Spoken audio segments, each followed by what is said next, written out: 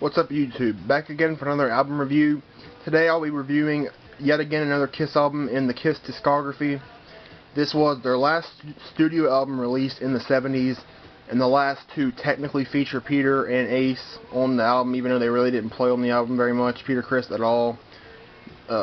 Anton Fig was the drummer for this album and Unmasked, but this album, Dynasty.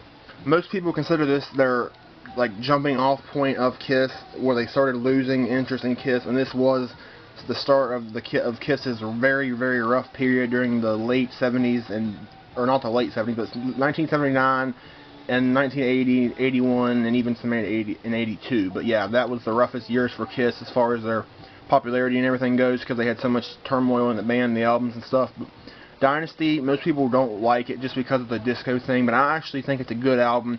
It's not great, but it is a good album that falls just short of my top 10 Kiss albums. It's probably at my number 11 or 12, but I definitely think it's a good album that people are way too harsh on. So I'll go ahead and get into the track listing here. I'll just do it based on what it says on the back. This isn't the running order of the songs, but I'll just do it based on that. First song on the album, not the first song, but the first song on the back is Charisma. This is a very underrated Gene song. A lot of people love this song, and I like it. I really don't care for the verses of it too much. I think the chorus is really, really catchy, and I think that part's good, but some of the parts of the song I don't like, but then other parts I do like. So Charisma, I'll just put it as a good song. It's not great, but it's good. You know, it's a good Gene song as far as that goes, but yeah. Then we have Dirty Livin'. This is a very catchy, very good Peter Criss song. I think it's very, jazz influenced, and hold on one second. Okay, my alarm went off. Okay, so, yeah, Dirty Livin', I think it's very, R&B, jazzy, a little disco influenced, but it's a very good song. I love Peter's voice throughout the song. It's catchy. I like it a lot. Then we have Hard Times. It's an Ace Frehley song. It's alright. I mean, it's okay. It's not one of my favorites, but it's not one that I hate, so it's kind of there. I mean, I wouldn't say I could do without it, but it's, it's not bad either. It's an alright song.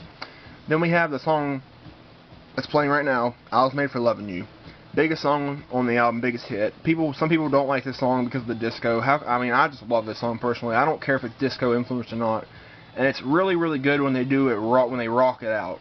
When they do it live and they just do it really rock version of it. I love this song though. I don't care if it's disco, if it's hard rock, I don't care what it is. It's a great song, and I don't care what anybody says. Great song. Then we have the next song on this album, Magic Touch, and this is my favorite song on the album. I absolutely love Magic Touch. It is a great song, great Paul Stanley song.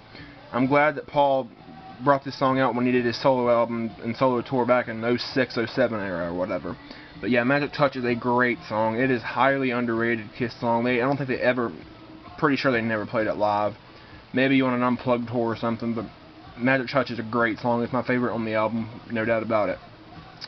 Next song is Save Your Love. This is probably the worst song on the album. It's just very kind of blah. It's kind of underwhelming, and it's not that great, so I'll just kind of gloss over that one. Next song is Sure Know Something. This is an awesome song. When they did this unplugged in '95, it was just a killer version. Sure Know Something is my second favorite song on the album. It's so good. I love this song to death. One of my favorite Kiss songs, without a doubt. Sure Know Something. One of Paul's best ballads that he ever wrote in the band. Then we have X-Ray Eyes. This is a pretty decent song. It's alright. I mean, it's not a great song. It's not, one of my favorites, but it's certainly a listenable song. It's not bad, so not too much negative to say about it, but it's, not anything to, freak out about when you hear it like it's so great or anything, but it's an alright song, not bad at all. Then we have the last song listed on the back, 2000th Man, song that just started now.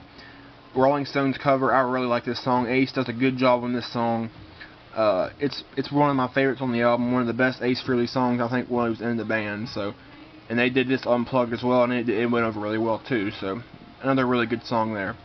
So yeah, Dynasty is a good album. It's not a great album by no means, and I think it gets a very bad rap because of the whole disco thing. People take that, way too far, just because it's a little disco influence in places, but other than that, I think it's a very solid, good album. If I was going to give it a rating, I'd probably give it about a 7 or 7.5 out of 10. It's a good album. I think it's very, it gets a bad rap. for the disco thing. But yeah, that was my review of Kiss's Dynasty album, their last studio album of the 70s and last studio album to technically feature Ace and Peter.